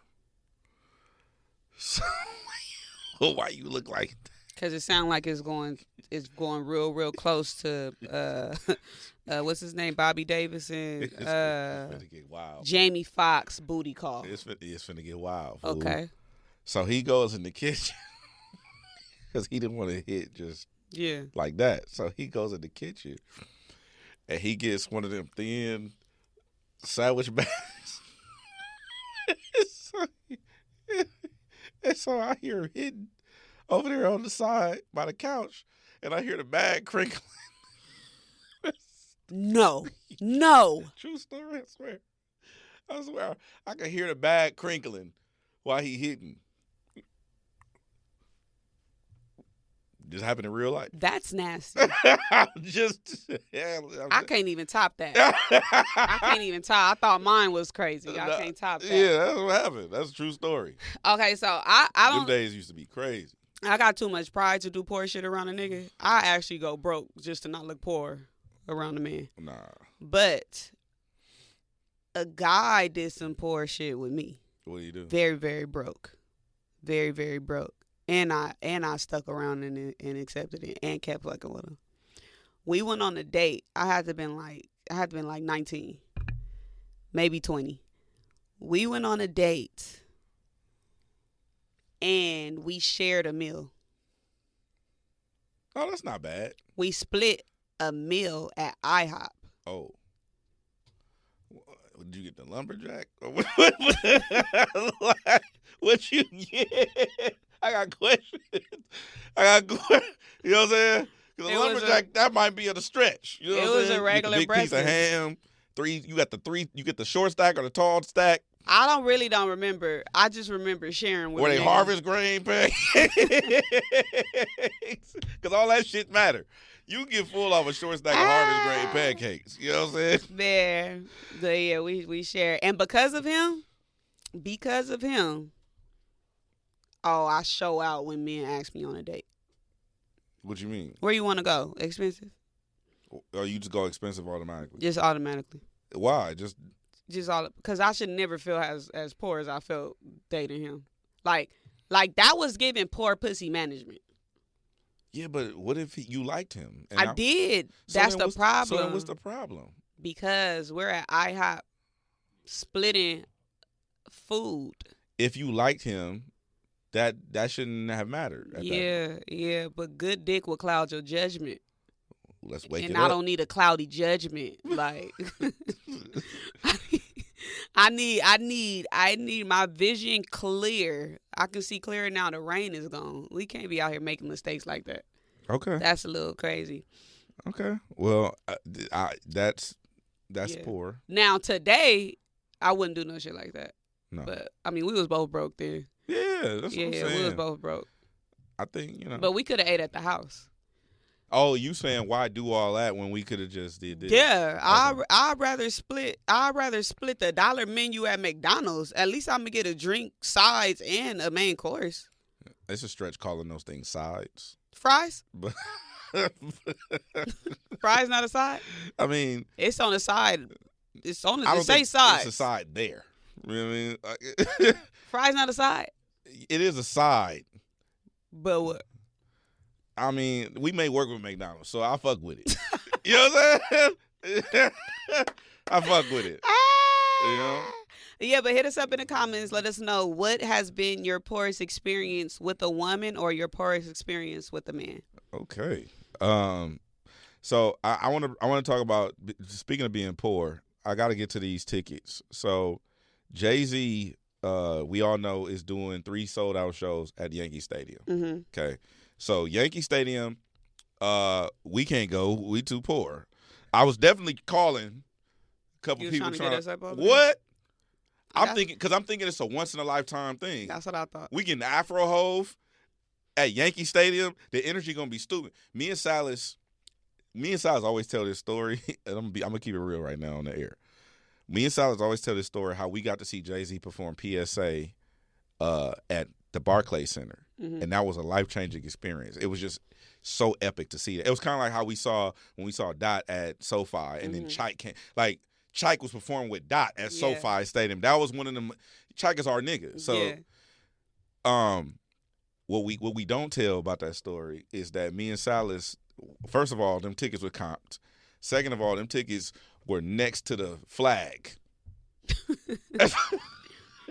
Y'all backs was up against the wall? Nigga, hey, if I went like this, nigga, the flag would wave in the top of the arena, nigga. So how your life changed? You got a nosebleed. Nigga said it was a life-changing experience. Yeah, because you couldn't see shit. So, I mean, they got the Zoom feature on the phone. You can pinch in. But you got the Jumbotron. We was watching on Jumbotron. But that wasn't even a Hove concert. That was a Bad Boy reunion concert, and he came out to do that. Oh, fire. So my point is, I'm trying to figure out how to get us in these Yankee Stadium shows. Mm-hmm. It don't even matter which one. It's 3 days. Pick a day, nigga. We need to be there. You know what I'm saying? Hey, can you get me in? Can you get me in? Can you get Gina in? Can they come? Can PB go? Can Salas put? You know, nothing. We got everybody don't got no tickets. Yeah. Tickets gone, right? Even the people who's supposed to have tickets don't got tickets. Mm-hmm. So I'm like, all right. At this point, now all you can hope for is getting in on a media pass, and that's like, if I call Emery, like, hey, let me be your cameraman. Yeah. You know what I'm saying? And you really gotta work. Then you gotta really work. Yeah. I can't even enjoy the show. Anyway, the tickets were fucking stupid. Like, I saw it was tickets. What was the ticket you said? It was $17,000. I saw a ticket for $12,000. I didn't see one for $17,000. But obviously these is like scalpers, resellers, shit like that. Tickets are astronomical. Then Jay announced after the Roots picnic shit, he announces that he's going to do 2 more shows. One in Paris. It's going to be niggas in Paris. And then he's doing another one here in LA at SoFi Stadium. I want to go. What I'm not trying to do is take out a second mortgage on my house. Mm-mm. Like, niggas can't do that. Mm-mm. So if you know somebody, we want to go. I think we can get in the LA show. How? I don't know that. I don't know either. I don't know that, but I think we have better chances of getting access or knowing someone who could get us into the LA show. In. Yeah. So it's the 30th anniversary of Reasonable Doubt. Reasonable Doubt dropped 1996, classic album. He's gonna be here at SoFi Stadium on October 23rd. Pre-sales launched on June. Pre-sales started today, but when he launched the pre-sales for the Paris show, it was so the Paris show. The Paris stadium holds 80,000 human beings. Mm-hmm. There was 150,000 people waiting to buy tickets, and you know niggas ain't buying one ticket, right? And them resellers. So it's like you kind of because half of that is bots. You got to be bot. You got to be a bot, or you got to know somebody to get into these shows. And I don't know when this happened, when this became a thing, because apparently don't nobody have the money. We was just talking about on the air how expensive the Chris Brown and Usher tickets were, and people would be calling, when I've been doing the Shade 4-5 shit, people were calling the radio complaining about how expensive concert tickets are. Did you see, now that you're on Threads, did you see the discourse that people had about the Ebony Beach Club? Yeah, I did. Or in Palm Springs? Yeah. When I tell you so, The cabanas we was trying to get a cabana. That sold out. We was trying to get tickets. Those sold out. They dropped 200 new tickets. Desiree was literally on, they said at noon, 200 tickets would drop. Desiree was refreshing the website from 11 o'clock. Like, kept going, kept updating. It was nothing. 12 o'clock came. She like, oh, they opened it. She refreshed, got in. It said nothing found or cannot. It was like some type of error message. Damn. So they sold out within 2 minutes. Them is bots. Because there's no way, bro. People was posting that at 12 o'clock when they got their ticket that they were 140 in line. 140 in line. So I'm trying to get in Ebony Beach Club. Oh, you can get in that. I'm sure. I know. How? Now that's what I'm saying. We trying to get into Jay-Z shit too. We trying to go to the shits. Yeah. You know what I'm saying? Because I don't mind going to Palm Springs. Right. Like, I want to go out there. So if anybody watching DJ and Gina Views, we trying to get up in there. Okay, so I tweeted something, and I want to know your thoughts. Okay. If your boo car gets towed from your house, who is responsible for the tow fees? Well, you know me. I pay for everything anyway, but not everything. I'm not buying accessories. Mm-hmm. But you're a closeted trick. I'm a closeted trick? Yeah. You don't know you a trick. I'm a trick? Yeah. What do I pay for? You told me that you would like you've paid to like fix a bitch credit, buy her LLC and like. Oh yeah, those girls Yeah, that's tricking. That's tricking? Yeah. Yeah. See, you might have just cost somebody what? A cosmetology license. You know what I'm saying? That's putting your girl on. Well, I believe in empowering like that, but I'm not finna buy accessories. But yeah. If I could call you and get some money up out of you. Huh? And we gonna go together? And we what? We gonna go together? No, we was locked in. Locked in and go together, two different things. Define go together. Nigga, you know. So if your car get towed from my house, and it depends on if I tell you to park there, then yeah, I'm liable. If you just park somewhere like how you like what you be doing, no. Cause I do anything. Huh? Yeah, you parking red, you park in front of fire hydrants. Okay, you be wildin'. Cause it depends on how long I'm about to be there. Yeah, but you'll go to the concert. Oh yeah, that's different. And, Cause I'm getting in. But you'll go to the concert and park in the red. Yeah, I would. I'll park anywhere to get in. But at somebody's house, yeah, I'm following them rules. Well, if you it depends on how long you staying at the house too. Like if you spend the night, I need to read street sweeping. Like I got to figure that because that's just it's not the money. It's annoying. Yeah, you got the website never worked. It look old. You can't find the button. And when you finally do get on the website to pay the goddamn, I just had this happen to me. It's trauma. I was in front of Trader Joe's. They hit me twice for one ticket. I just got that too. I was hot, nigga. I was so hot, but it's not. The ticket was only so they hit me $70 for no parking zone, and then they hit me another $23 for no front license plate. That's what I just got. Nigga, it's a Tesla. I just got $25 for no place display. Yeah, and then $60 for not paying at the meter. Hey, bro, kiss my ass. That's all I'm saying. You know what I'm saying? We need to have. You know who we need to have on the show? A meter maid. Like, what's up with you? And just have them up here, just press the fuck out the nigga. They trying to hit that quota. I want to run up on one of them niggas. That's some shit I do on stream. Like we need, y'all want to stream some shit? Run up on them meter maids and figure out what they issue is. But anyway, it's the annoyance of going to the portal because it's always like one of them websites with an underscore and a backslash. Mm-hmm. You go pay, and then they charge you. So it's $100 for both tickets. They charge me a service fee to pay the ticket that I owe you. Yeah. So now it's like a random number, like $8.97. And I don't like them extra fees. What the fuck? You want some money from me? You gonna charge me to give you your money? Yeah. You gonna charge me to pay for the ticket? That's crazy, huh? Bro. Yeah. Okay, so I have some responses. Okay. Shout out to Big OVO, Blurred. That makes sense. They said, whisper my. Oh, I was supposed to whisper it. Whisper my name. Okay. He said you. My shit don't get told if you don't make me come. That sound like one of them niggas. That sound like a Keon Bell type nigga. I should have read it first. He said you. My shit don't get told if you don't make me come over there. Okay, shout out to _lowkey court. He said, if you ain't tell him the correct spot to park, it's on you. Ha ha. Okay. This is an experience. He said, this is Tahoe 17. Tahoe 17. Tahoe 17. Yeah. The hoe threw me off. Because why is it hoe right there? Okay, it happened to me before. She paid because she assured me the parking lot across the street was safe to park. See, this is my thing about it. I think it depends on the gender. Okay. If I park at his house and my car get towed, he paying for it. Okay. If he park at my house and his car get towed, he paying for it. That's not depending on the gender, nigga. That's he paying. No, that's a man. So so you don't pay for anything at no point, right? No, that's crazy. Okay, that's what I'm asking. Yeah, it's depend on the gender.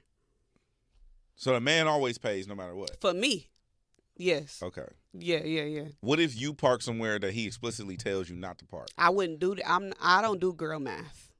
Okay, bet. I listen. There we go. You know I listen. Yeah. You know if a man give me clear instructions, I follow him. Yeah. I'm not combative. I don't go back and forth. Where to park at? Right there. Okay, you sure it's good? But I'm not paying for it. Okay. I'm not paying for it. All right, let me ask you this then. How soon do you expect your car out of tow? Tonight. Like the moment we realize it's going, we need to go up there. Cause it's not finna get backed up, and then you like, I might cover day 1, but I can't get day 2 out.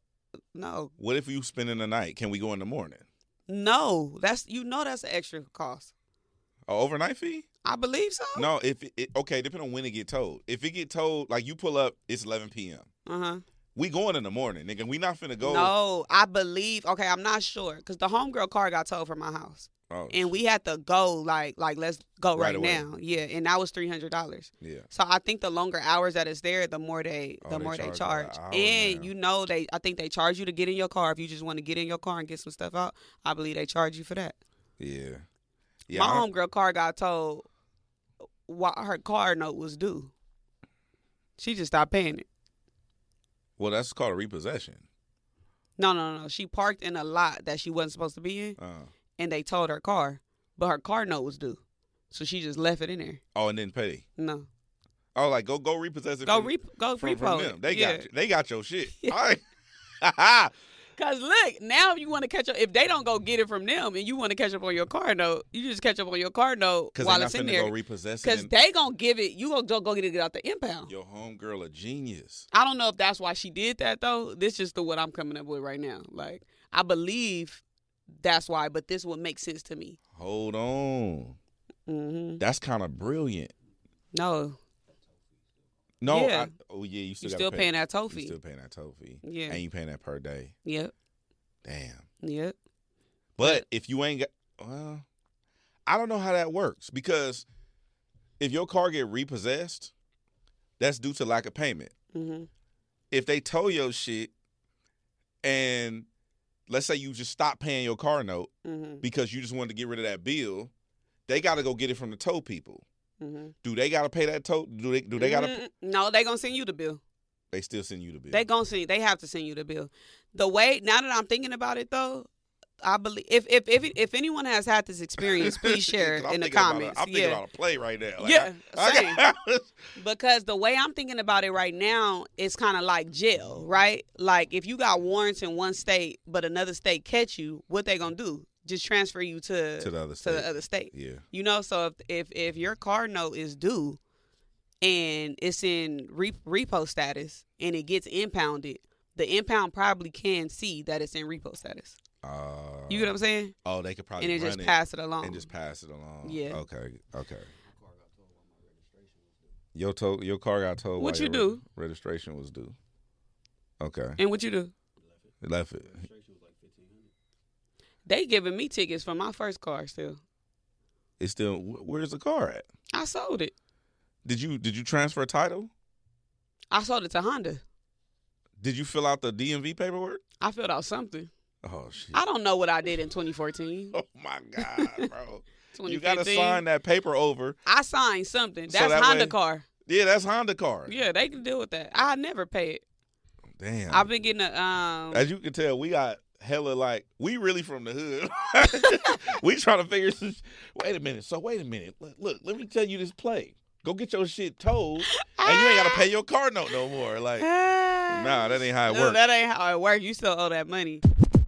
Joy is essential, and it's also elusive. You can't order it, you can't borrow it, or simply hope it into life. But now, there's a new and exciting way to start your journey toward a more joyful existence. Joy 101. It's a new podcast hosted by me, Hed. Together, guys, we'll have meaningful conversations with the world's most fascinating people. Entertainment legends, sports icons, wellness experts, and everyday people will share how they find, allow, and experience joy. And I'll offer some of my own tips and takes on seeking a more balanced and harmonious life. If you're craving inspiration, support, and useful tools to maximize your joy, tune into these candid, uplifting, and moving on-air chats. Joy after a breakup, joy as an empty nester, joy after a loss, joy as a caretaker. This new podcast will speak to you. Listen to Joy 101 on the iHeartRadio app, Apple Podcasts, or wherever you get your podcasts. I love the sounds. The buzzing from the stadium, the chanting from the fans, the announcers calling the plays. Soccer, football, it's home. Why do I watch the World Cup? That's like asking me, why do I breathe? I inherited that fandom from my mom. I like watching it with my dad. It's a connecting force. From Futuro Studios, I'm Fernanda Echavarri, and this is American Football, a show about soccer culture in the U.S. and its underdog roots. We go beyond the game to the people and the stories that make it great. A soccer game is a festival. It's not just a game. It's your culture. I took an elbow to my head, which cracked my skull. It is an American game. The Brazilians don't like hearing that, though. Are they the only ones that don't like it? Actually, nobody likes that. As we get ready for the Men's World Cup this summer, listen to American Football as part of the My Cultura podcast network, available on the iHeartRadio app, Apple Podcasts, or wherever you get your podcasts. Hi, I'm Chris Fairbanks. And I'm Karen Kilgariff. We host Do You Need a Ride, the mobile comedy podcast that answers the question, what does it sound like when we drive our comedian friends around the wild streets of Los Angeles? Yes, every week we pick up a hilarious guest, maybe run some errands, share some laughs, and our dreams. Like when Martha Kelly shared her career pivot. I want to become a influencer of divorced moms whose kids have gone off to college who have decided they're going to start living life for themselves. Or the time Baron Vaughn got distracted by the majestic scenery. Then there's a freaking deer right there on the side of the Oh, road. that's holy shit. Eating freaking road grass. I wish you said glass. New episodes drop every Monday on the Exactly Right Network. Listen to Do You Need a Ride on the iHeartRadio app, Apple Podcasts, or wherever you get your podcasts. Thank you. You're welcome. Mainstream media is full of cruel depictions of the unhoused. Stories that shame and blame and paint the unhoused as a monolith. We the Unhoused is the podcast that's changing that. I'm Theo Henderson, creator and host, and for years I've created a space where the unhoused and their advocates can tell their own stories. In the last few months alone, I've interviewed unhoused parents, immigrants, mutual aid organizers, veterans, the LGBTQIA+ community, and the policymakers who make the laws that impact the unhoused existence. We the Unhoused is a 2-time Webby and Signal Award-winning show with many exciting guests on the horizon. Tune in this week for my interview with Dr. Jill Wicherick, a street doctor turned influencer whose work with the unhoused community has made a huge impact online and in her community. Listen to We the Unhoused on the iHeartRadio app, Apple Podcasts, or wherever you get your podcasts. Okay, so what's going on with this Lauryn Hill versus CeeLo Green. Is this a real thing? Yeah, it's a real thing. So CeeLo basically, I don't know what's up with CeeLo, and I don't know what he's smoking on.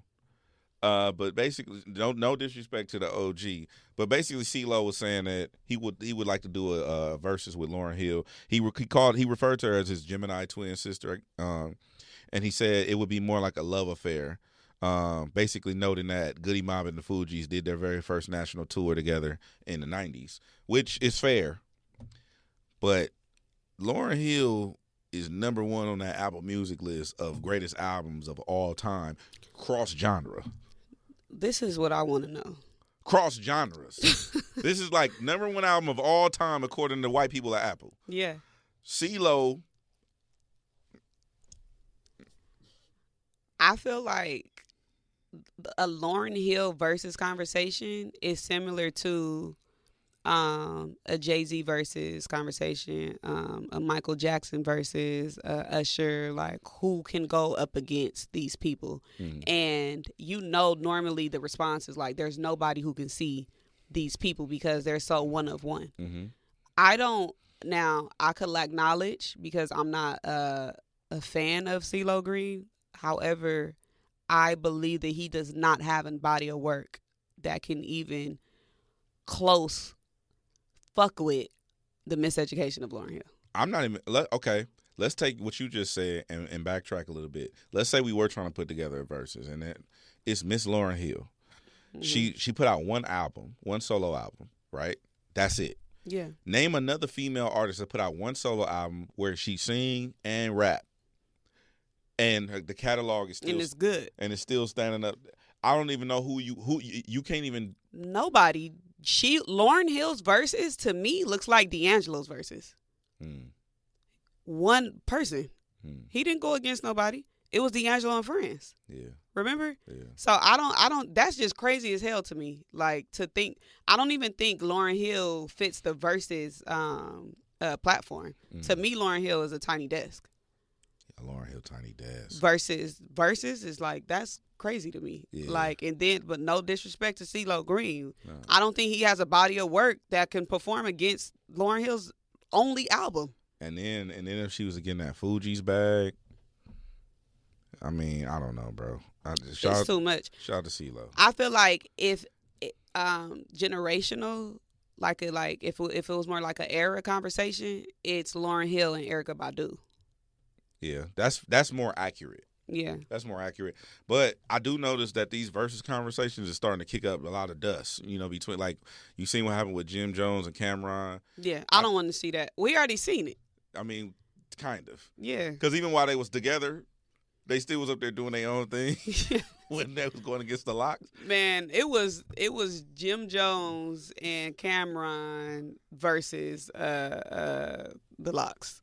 Nah, it was them versus them versus each other versus Cameron versus Jim Jones. Right. Yeah, it was multiple verses happening. Versus Joel Santana. Yeah, it was multiple shit happening at the same time. I don't want to see that. I'm cool. I'm good. I don't think that. I think we might.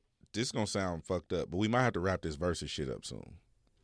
Yeah. Because it's starting to either not make sense or cause problems.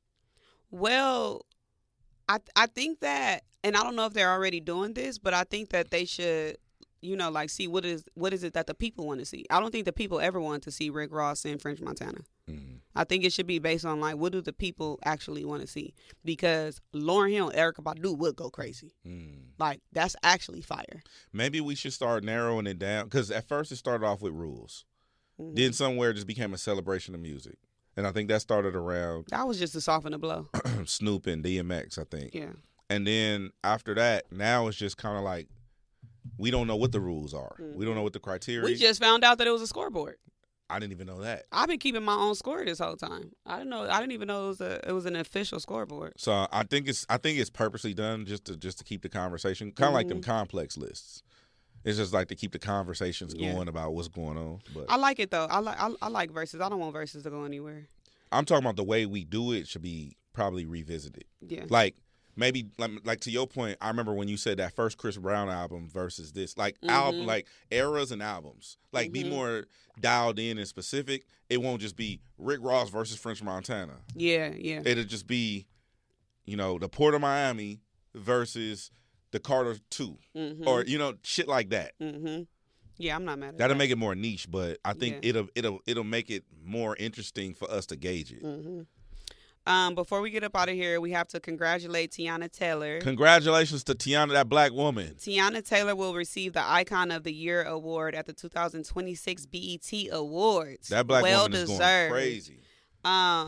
So this sparked the debate of if we are losing superstars, because at Biggs_91 quoted the announcement saying, "Yeah, we losing superstars." I don't know what that meant. Like, what does he mean by that? To be honest with you, I don't understand where this like weird hatred for Teyana Taylor has come from. Like, they tear her up on social media. She can't do it. She literally just be doing her. She literally just be doing her. And it seems like every time she makes an accomplishment, there's somebody who's like speaking down on her. The whole Oscar thing was crazy. Well, you only won that because you portrayed a certain type of, and it's like, do y'all understand how hard it is for a black actor to get an Oscar and then a black woman to get an Oscar? Taraji is still fighting to be paid right. Facts.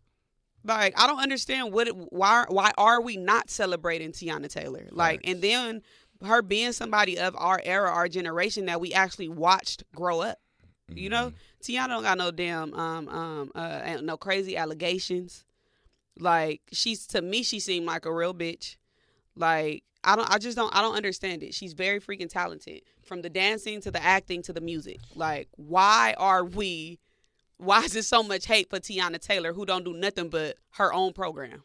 I don't know where it come from. I'm on record, and when she was married, I'm on record on Iman's show. I looked dead in the camera and said, "Hey, I fuck with Teyana. I don't want no smoke." That she's a multi-hyphenate creative. She's a choreographer. She can act. She can dance. She can sing. She can rap. Like, I think you know what it is, probably direct.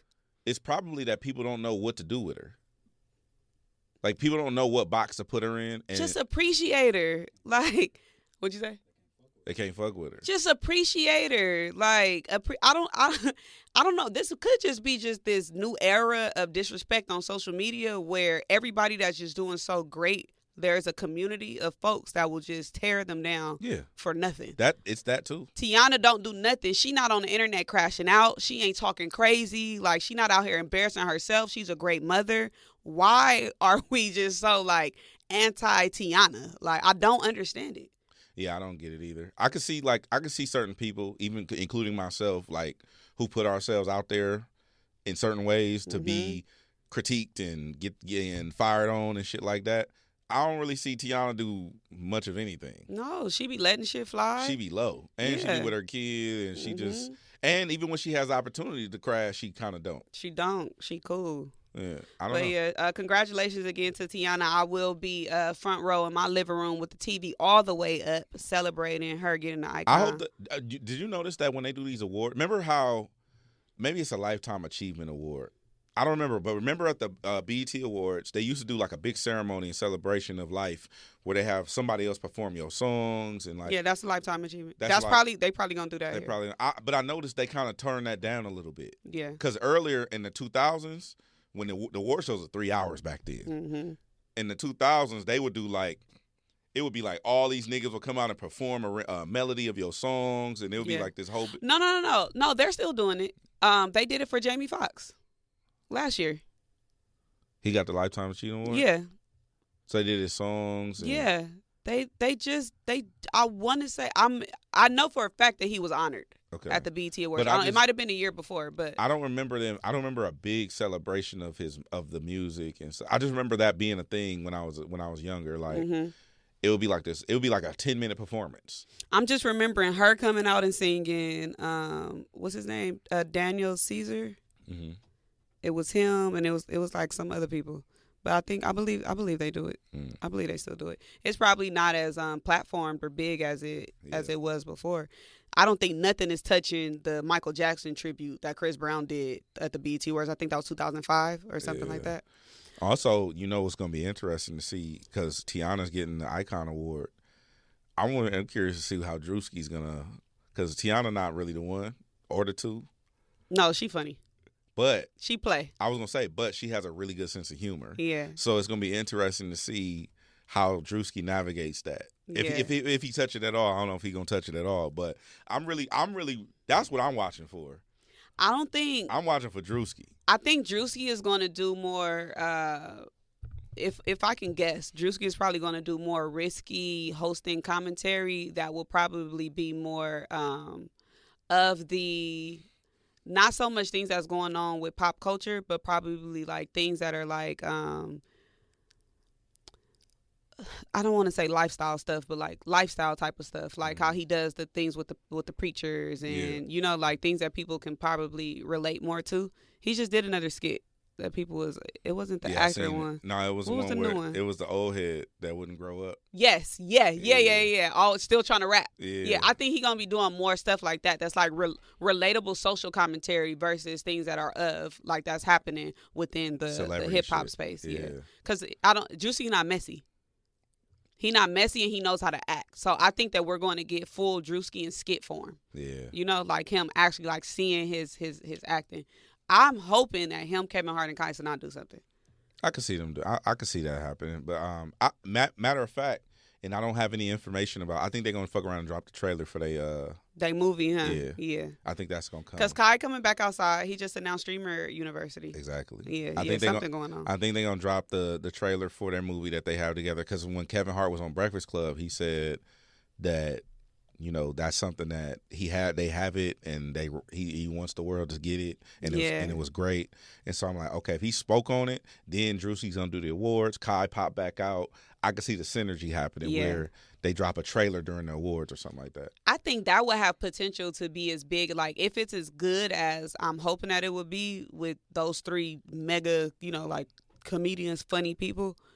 I'm hoping that would give us like the same joy and satisfaction as like watching a Friday. Yep. And or my Friday guess, after next or something. And my guess, being in the entertainment business as long as I've been, I'm guessing, I don't have any facts about this, but my hypothesis is that BET is going to probably air the movie with those three, Kai, Kevin, and Drewski. Because I'm not sure, but Kevin has something with BET.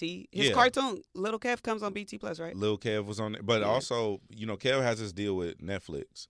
But I think them allowing Drewski to host the BET Awards, which is a very big deal, that it's their one tentpole that they have now. Soul Train Awards is gone, like Hip Hop Awards. So giving him that platform, I think it only makes sense for them to, hey, let's get that movie. Right. We'll advertise it as part of the BET Awards, and then it will go right into it. And what bigger platform is that than to launch that movie? That's where I'm putting it together. Yeah, that's gonna be big. What are your thoughts on before we go? Joy is essential, and it's also elusive. You can't order it, you can't borrow it, or simply hope it into life. But now, there's a new and exciting way to start your journey toward a more joyful existence. Joy 101. It's a new podcast hosted by me, Hed and Gina. Together, guys, we'll have meaningful conversations with the world's most fascinating people. Entertainment legends, sports icons, wellness experts, and everyday people will share how they find, allow, and experience joy. And I'll offer some of my own tips and takes on seeking a more balanced and harmonious life. If you're craving inspiration, support, and useful tools to maximize your joy, tune into these candid, uplifting, and moving on-air chats. Joy after a breakup, joy as an empty nester, joy after a loss, joy as a caretaker. This new podcast will speak to you. Listen to Joy 101 on the iHeartRadio app, Apple Podcasts, or wherever you get your podcasts. I love the sounds. The buzzing from the stadium, the chanting from the fans, the announcers calling the plays. Soccer, football, it's home. Why do I watch the World Cup? That's like asking me, why do I breathe? I inherited that fandom from my mom. I like watching it with my dad. It's a connecting force. From Futuro Studios, I'm Fernanda Echavarri, and this is American Football, a show about soccer culture in the U.S. and its underdog roots. We go beyond the game to the people and the stories that make it great. A soccer game is a festival. It's not just a game.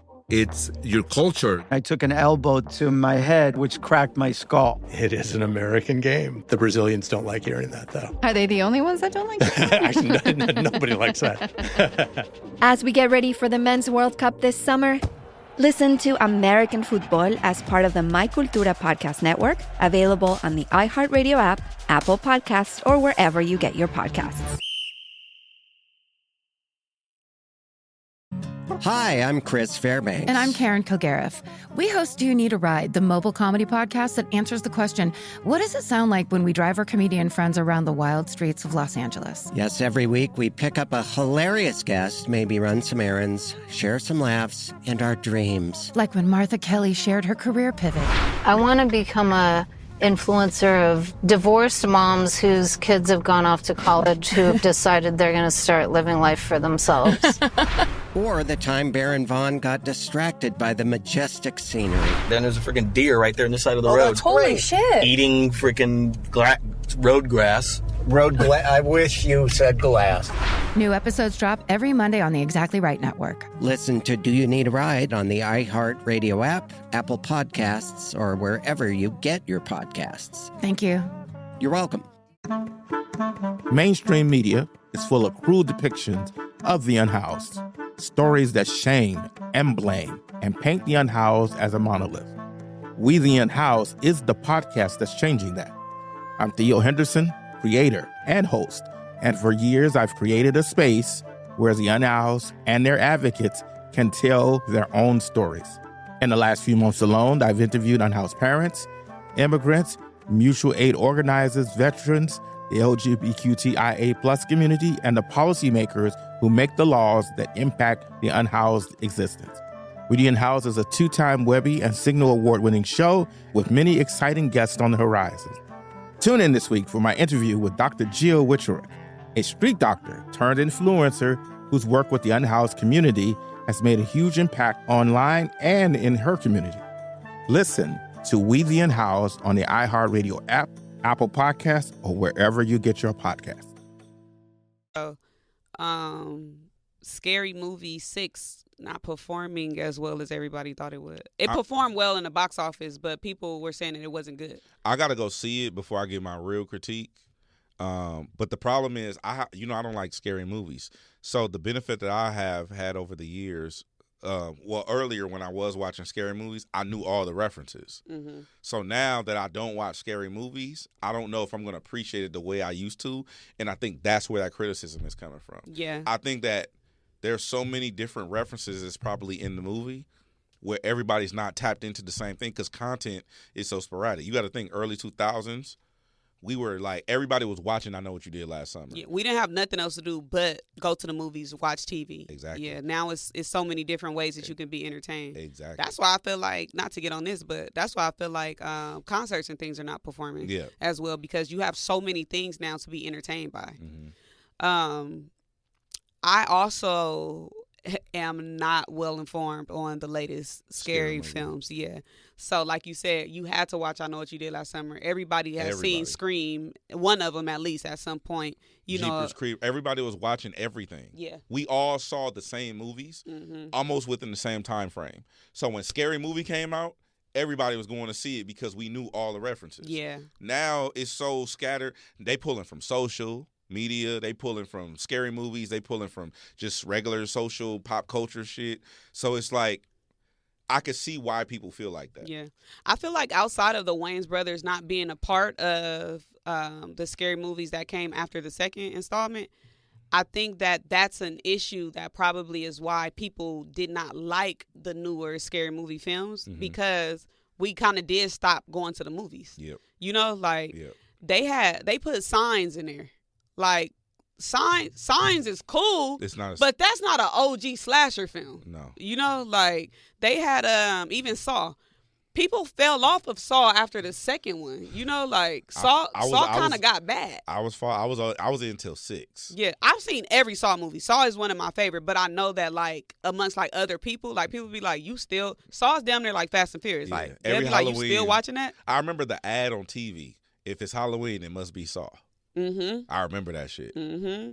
Yeah, so I think that what you're saying is definitely, that's probably the reason why people are like less entertained with these, because you would have had to seen Smile, Weapons, what's the one that I still haven't seen with Michael B. Jordan when it was all vampires? Sinners. Like, it's a lot of movies that you would have had to see. And the newer scary movies are not like the traditional scary movies from back in the day. Like, now it's like psychological thrillers. You know, it's like psychological horror films and like shit that fuck with your head. Aliens, and like how Get Out was like, that was a scary movie, but it wasn't a character with a mask who's chasing teens around the city, like killing them and stuff. So I think that's probably that's a good point. But I saw people saying that it was more like old people, old man humor. Yeah. I saw people also too. You got to think about it like this. The reason why people love scary movie was because of the references. Mm-hmm. It's like, oh, I get it. Like we all in on the joke. Yeah. Now, I think the way, like, people are older now. Us that fell in love with Scary Movie as a franchise, niggas is 30s and 40s. Yeah. Niggas got jobs. Niggas ain't got no money. Niggas is busy. Think about this. The average Scary Movie, when did the first one come out? What year do you think that was? I think 2002. Okay. So let's say I'm 18 in 2002, which is basically 20. Mm-hmm. So, that means I'm 42 at this point. Mm-hmm. I'm about 40 years old. I got bills, I got rent, I got kids. I don't have time to see all the scary movies to be in on the joke. 2000 is when it came out. So 26 years ago. 26 years ago, the first one came out. Yeah. So you have that's a whole nother. You a grown. That's 26 years old. So that's my point. The people who fell in love with that franchise over the years are really grown now. Yeah. And niggas ain't finna go. Right now to this day, I'm not finna go watch all the scary movies. I mean, all of the slasher films and to go watch Scary Movie so I could be in on a joke. You know where else Scary Movie lost the plot? And this happened when the Wayans brothers, when they lost the production or whatever.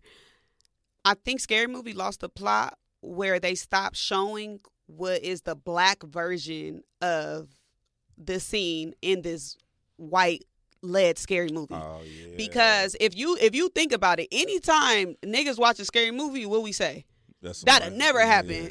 Like if the killer was black or if she was black, she would have never run up the stairs and stuff like that. Or fell in the woods. Scary Movie was showing us how a movie would happen if it was a black cast, although they did have like other races or whatever as the characters, but the main core the core cast was shit that black people do.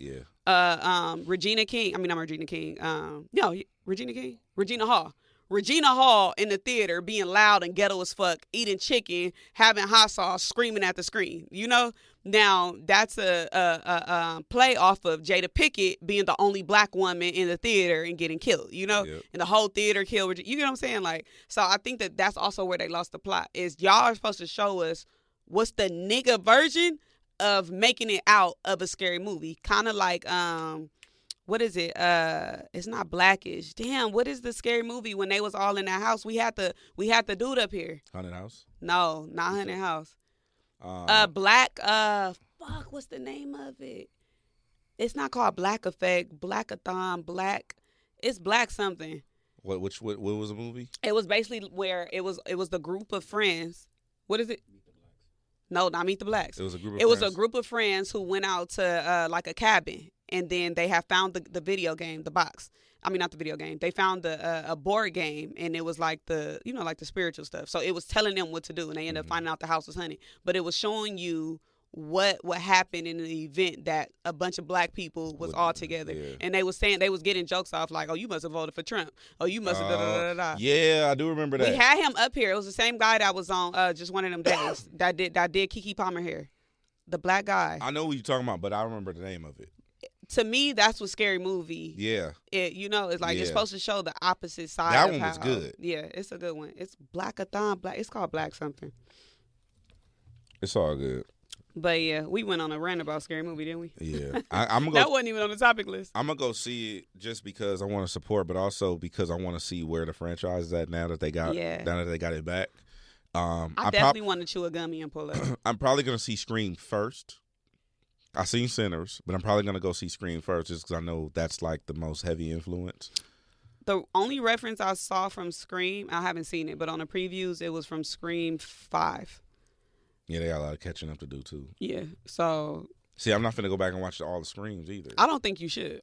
Right. I think you should go watch the movie and then get on TikTok and find all the references. Bet.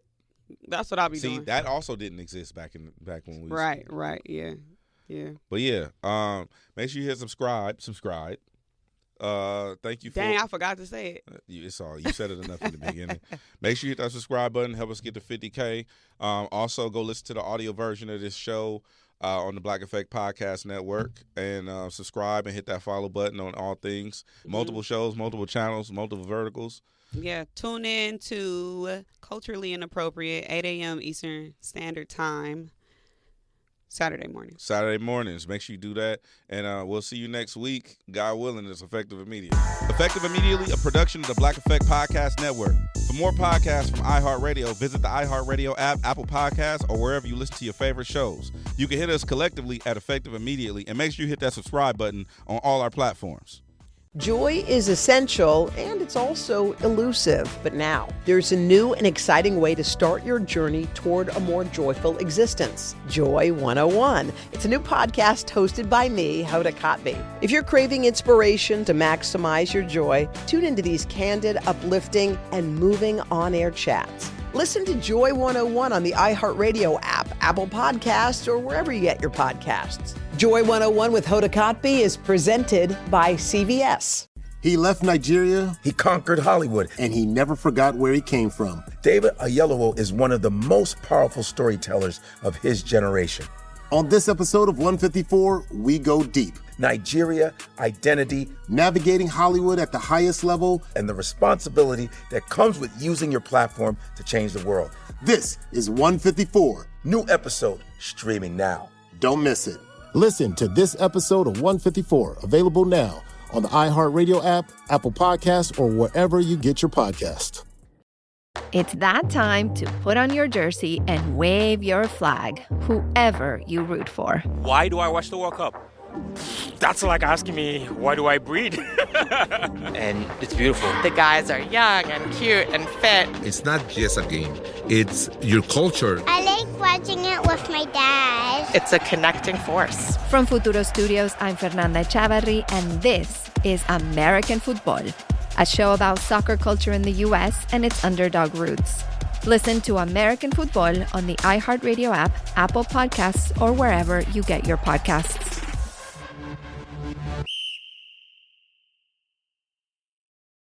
What's up, fam? It's Isaiah Thomas. And I'm CJ Toledano, and it's our favorite time of the year on our podcast Point Game, the playoffs. We're digging into the biggest surprises of the season, and I'm looking back on some of my greatest playoff moments.